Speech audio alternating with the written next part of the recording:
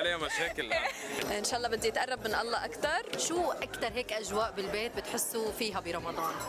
انا اكثر شيء بحب وقت الفطور، بكون طالع الاذان، بنصلي، بنقعد، بنفطر، صوت المعالق والصحون، لانه دغري الاكل بيخلص يعني. هيك انا الأجواء يعني. بالضبط. انا بحب برمضان المسلسلات الرمضانيه اللي بعد ما نخلص فطور بنبلش بالمسلسلات، هيدا شيء حلو.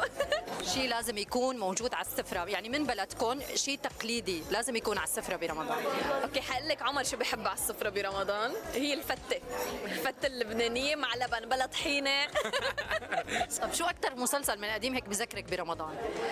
هلا هيديك السنه كنت كتير بس انطر مسلسل على امل، كنت كتير حبه، فكان هيك من الطفولة. من الطفوله. ما عندي صراحه. الطفولة صراحة باب الحارة، هو كان يعني رمضان، يعني رمضان يعني باب الحارة.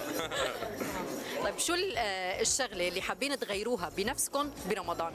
ان شاء الله بدي اتقرب من الله اكثر ويعني ما اقفي صلاه ابدا، هيدي ان شاء الله بدي اعملها. كمان نفس الشيء، الواحد رمضان هو فرصة للواحد يعطي حاله فرصة يكون شخص أحسن، يتقرب من دينه، يتقرب من ربه. بيعصب قبل الافطار؟ لا حرام.